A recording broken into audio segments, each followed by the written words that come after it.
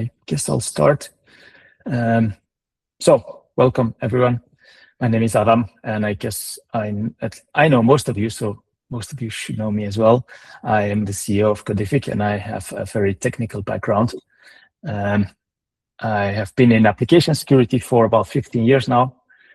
That's where Videolab comes from, and then we built all the other functionalities in fact.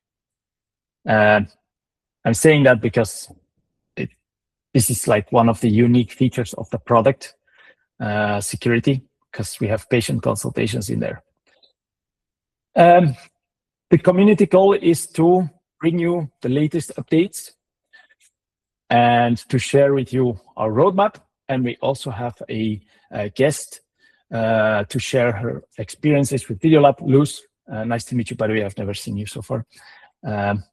And then we will go into discussions. You may ask any questions you have, and then we'll also take our lessons from this call to see how we should shape our roadmap, and maybe change some things there, maybe move in a different direction. You can throw questions in the chat, by the way, if you don't want to be on the recording while asking the questions, or you can wait when we stop the recording for the discussion session. Anything is fine.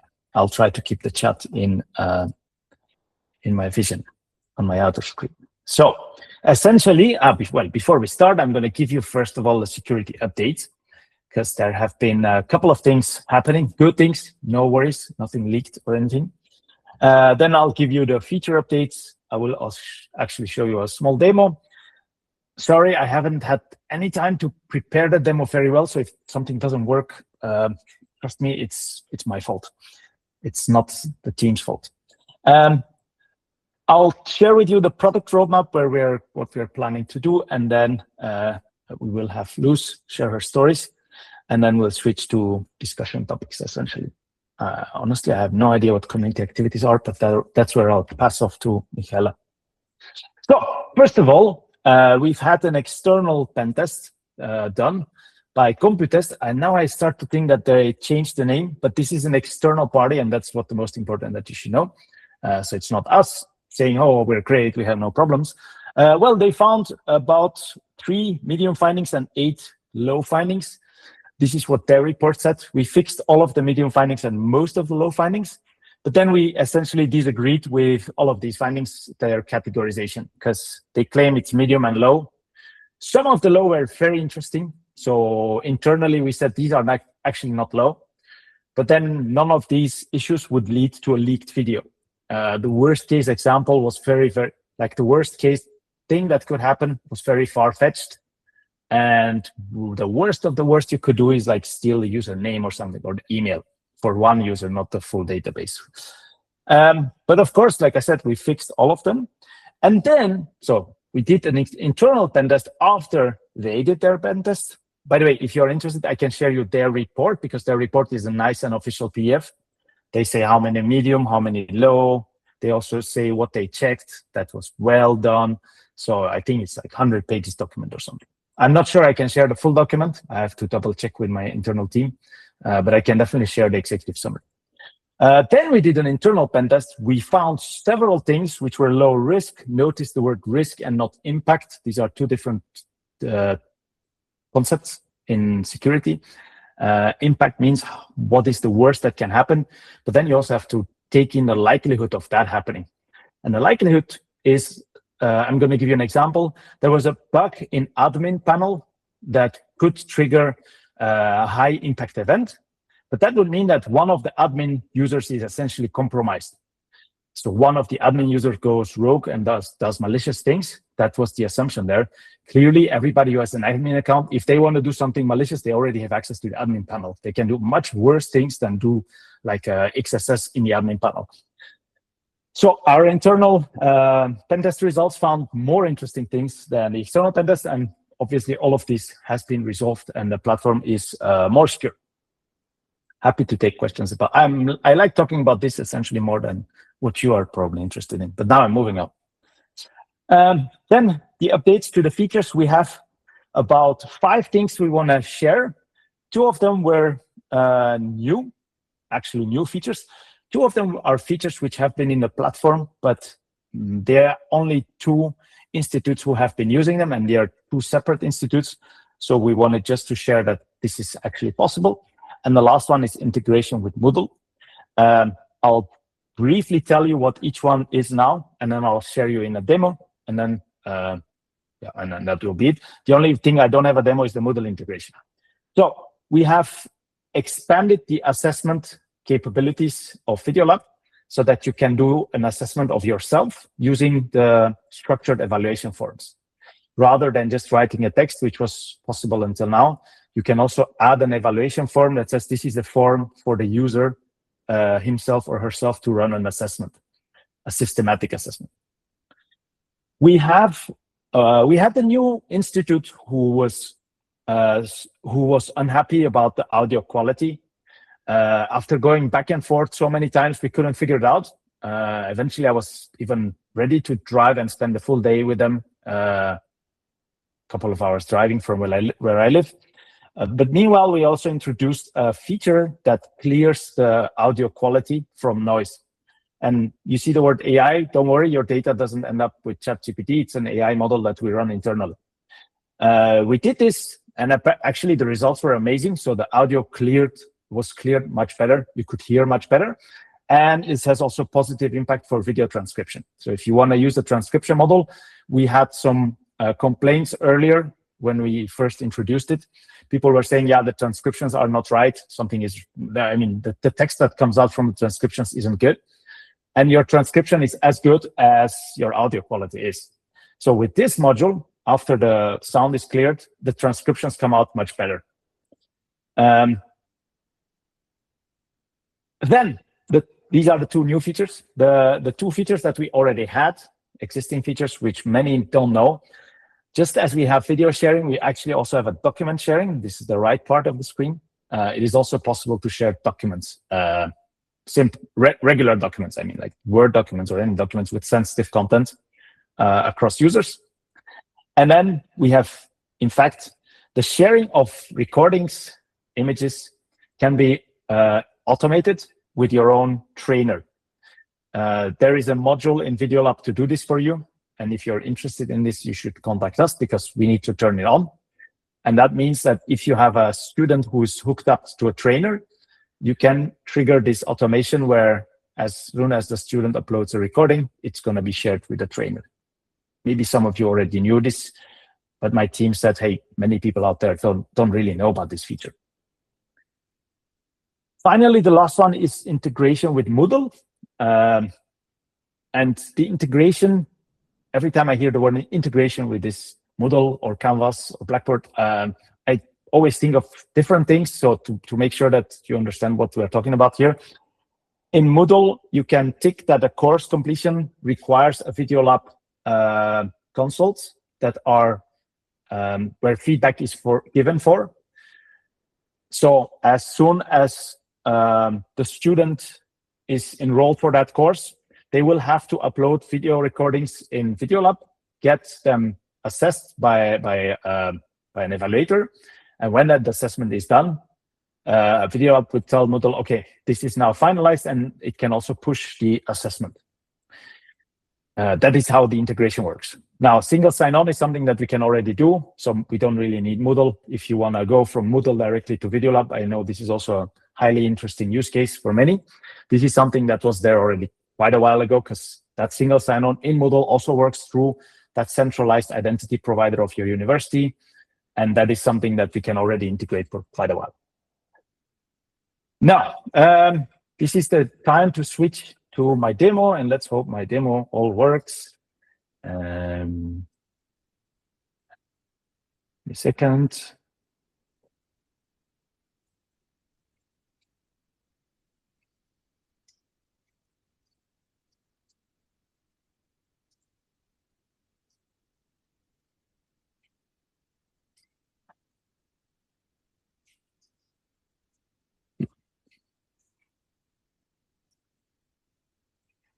Okay, I have to get out of this.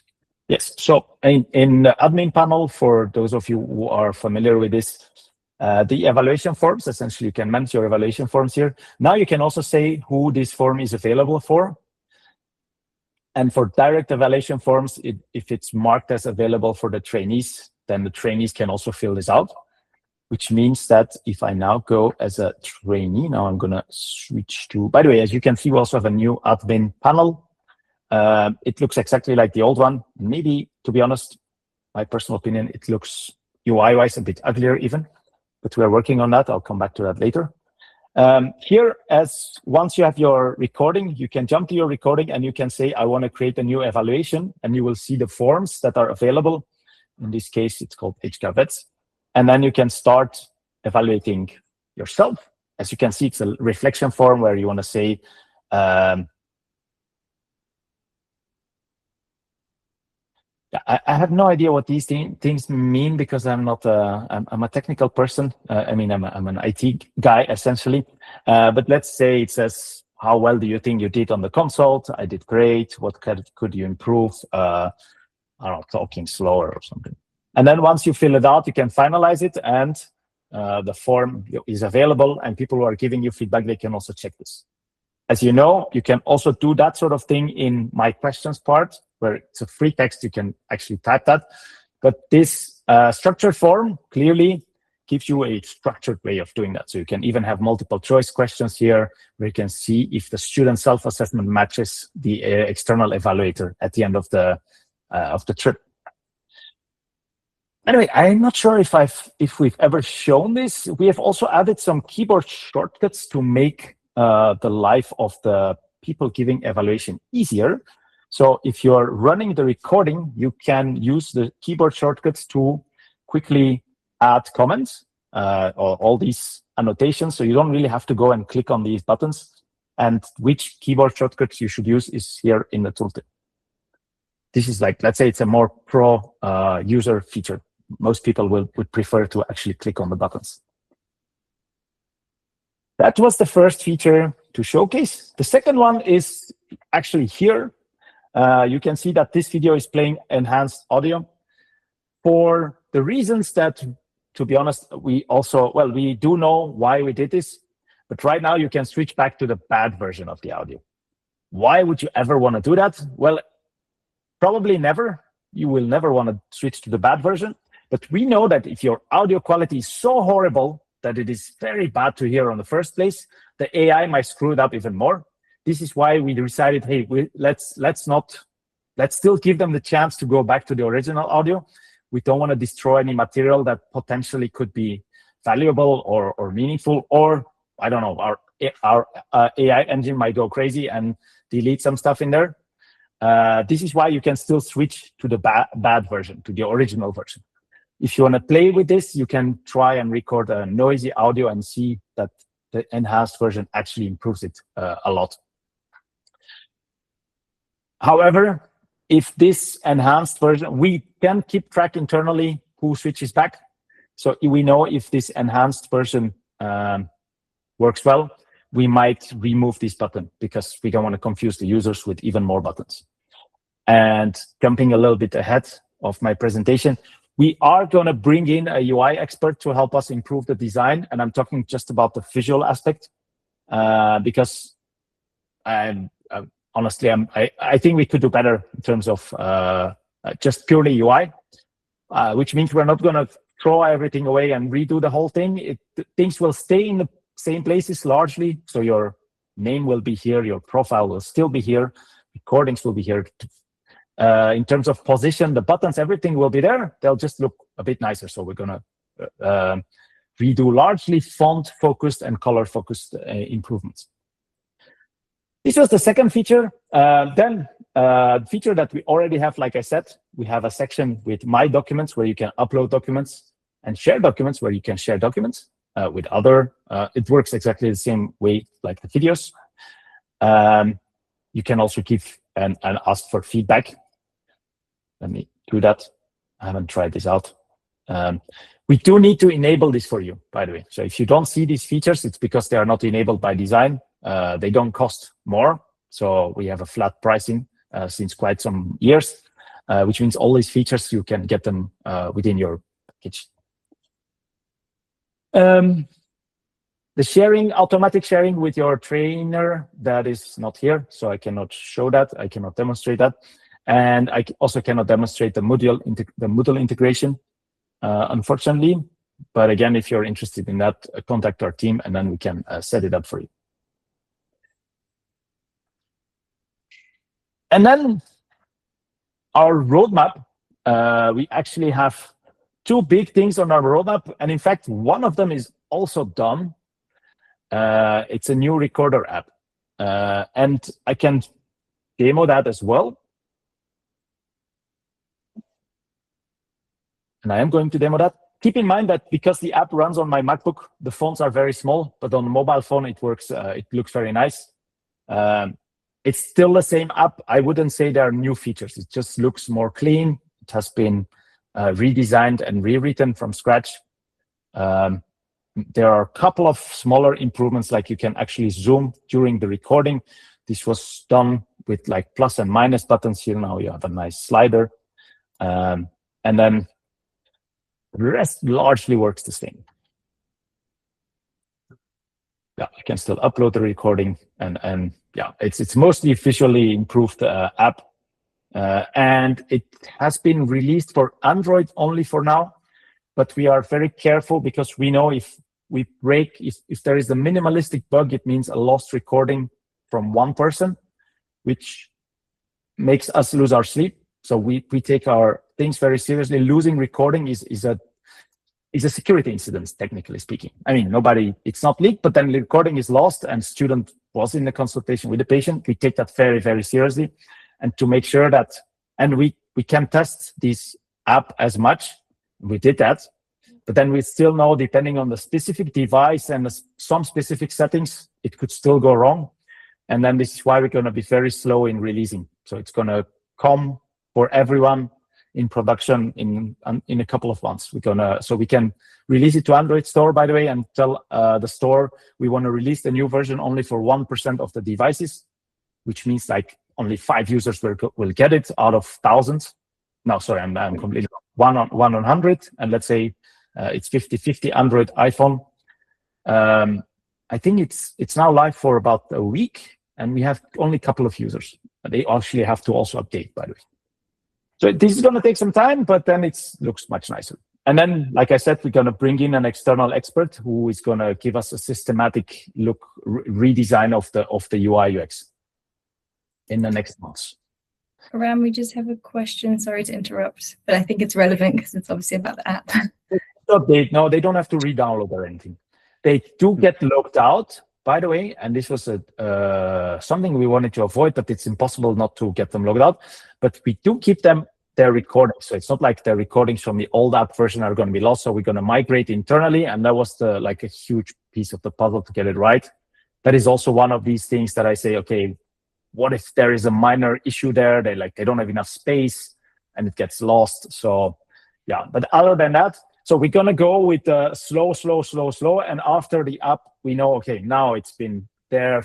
We have thousands of recordings which have been where we had 0% failure. Then we are going to force it. So then everybody will not be able to use the old app anymore. They have to update.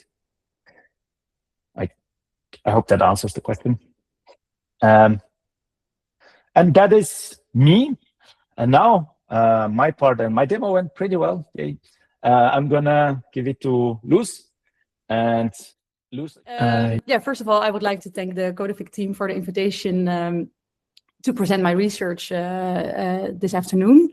So I'm Luz Peters. I'm a researcher and a policy advisor, and I will tell you something about the study we did on the effectiveness of individual feedback and coaching on shared decision-making consultations, which we did in oncology care. And I hope what makes it especially interesting for you is that we use the Codific Videolab application for doing the recordings of the consultation. So first, a brief introduction. I recently finished my PhD in shared decision-making, which I did at the Amsterdam University Medical Centers. And I also work as a policy advisor at the Dutch Federation of Medical Specialists, for which I also work on the subject of shared decision-making.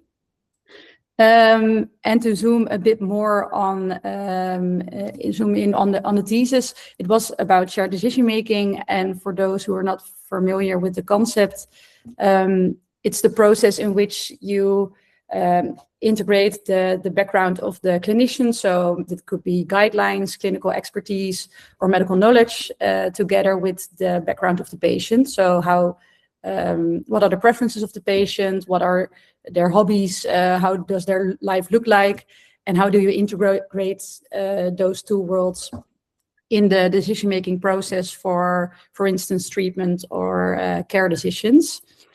And we know that shared decision-making leads to better informed patients.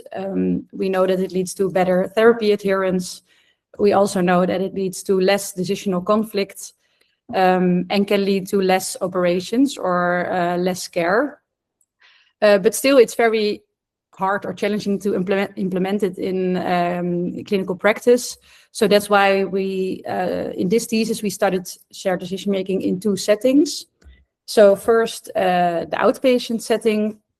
There has been a lot of research conducted in this setting, but we still see challenges for its implementation. And we also look to the inpatient setting. There's less research done in this setting, so we wanted to investigate how shared decision-making is applied specifically for this setting. But for now, I will zoom in on the outpatient setting, because this is the setting where we conducted the research on the training program for which we used the Codific Videolab application. So as I said, it's a well-studied setting, but we also see that there's a lot of room for improving the implementation of shared decision-making, which also holds for oncology.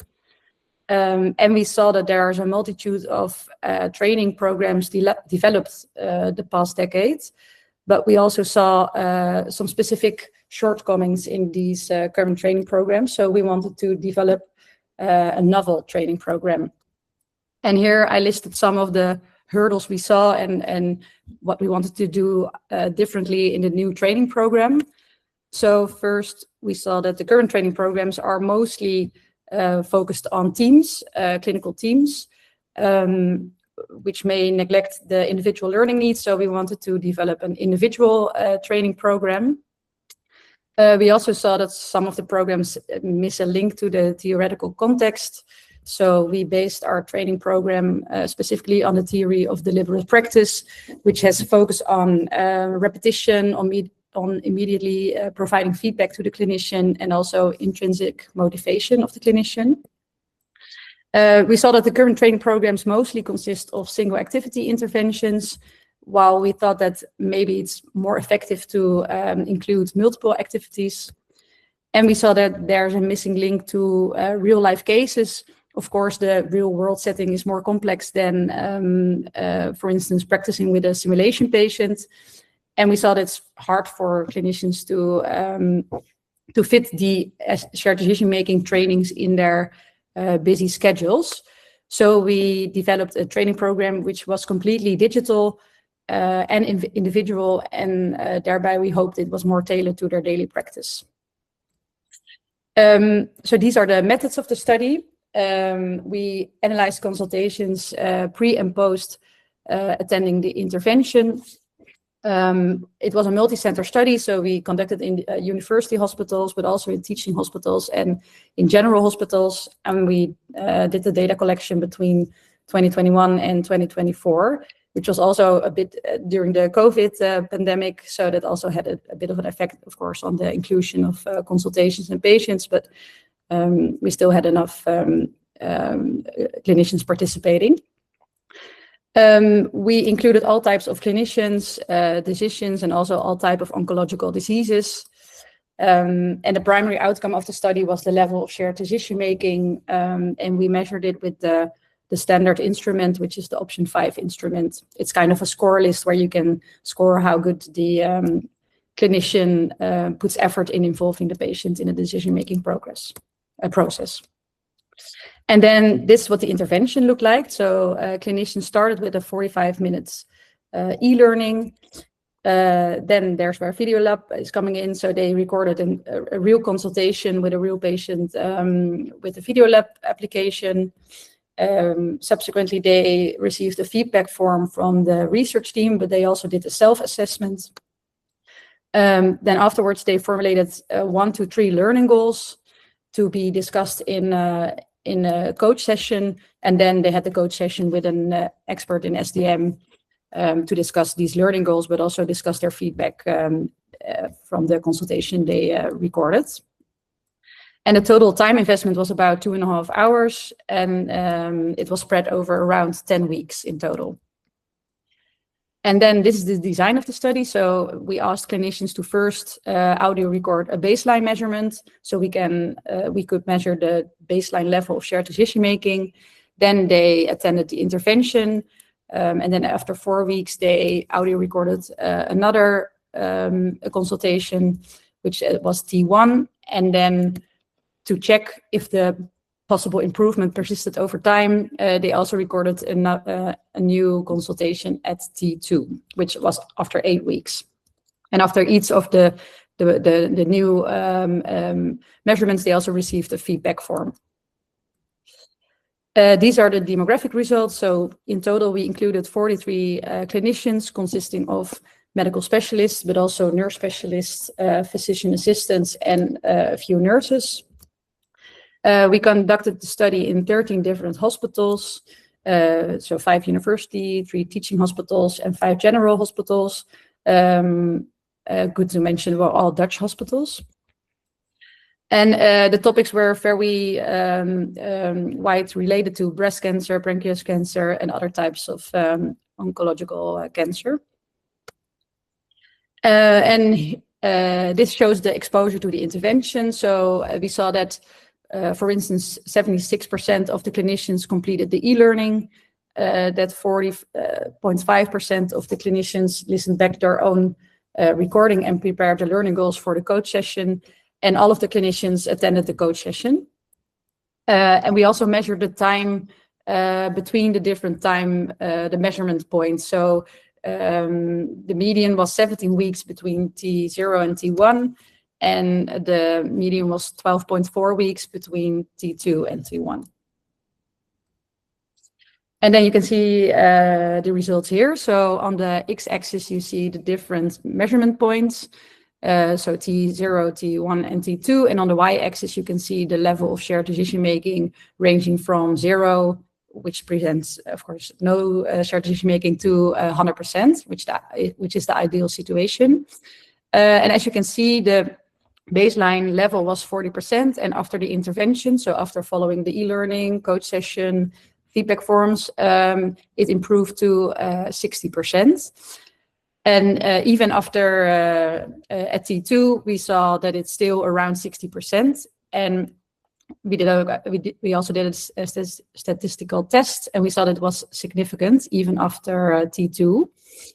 And maybe to give a more context about these levels, in 2015, some colleagues did an international study on the mean level of shared decision-making at baseline, which was around 23%.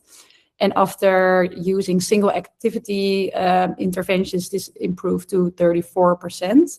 So also a significant improvement, but and a bit lower baseline level, but also a bit lower improvement in skills of clinicians. We also looked to consultation duration. So at baseline, you saw that it was around 30 minutes. And then after the intervention, it improved with, or the consultation duration prolonged with around 4 minutes. And then this decreased again at T2, but none of these durations are significantly different from the baseline measurements. And then, of course, we also looked to we registered the experiences of Codific Videolab. And as a research team, we found it a very safe and professional way to record the consultations and also use the data. But we also saw for the clinicians, the 2-step verification was sometimes reported as a barrier to log in and to set everything up for recording the consultation with their patients. So we saw that they need some support in the preparation. So they need help in selecting the right consultation for recording. They often needed help for installing the Videolab application and need help in setting up everything before the consultation starts. And afterwards, so after when the study was finished, we thought maybe it was more helpful for the clinicians if someone in each hospital was there to help them to fix these kind of things, because now we were just from the Amsterdam UMC, we were coordinating the study, and we created a kind of guideline for how to install the application and how to use it. But I think it was more helpful if in each hospital there was someone that could support the clinicians in using the application. So in conclusion, we can say, based on the results of the study, that this multifaceted training program was found to be effective for improving skills in shared decision making. And we also saw a relatively large improvement in the SDM level, so improvement of 20%, which was higher than the single active intervention studies, which improved for around 11%. And we also saw that this effect seems to persist over time. So even after 7 months, the level of shared decision making was significantly higher than baseline measurements.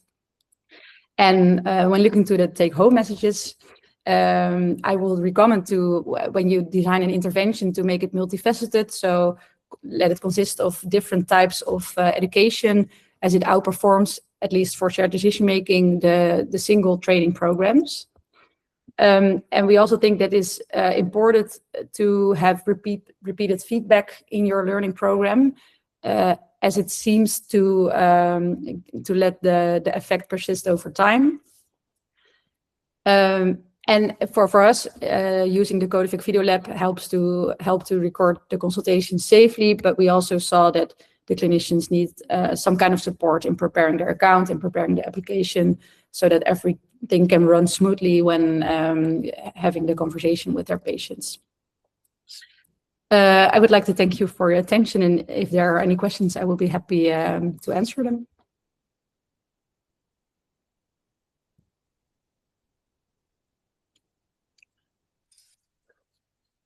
Thanks, Luz.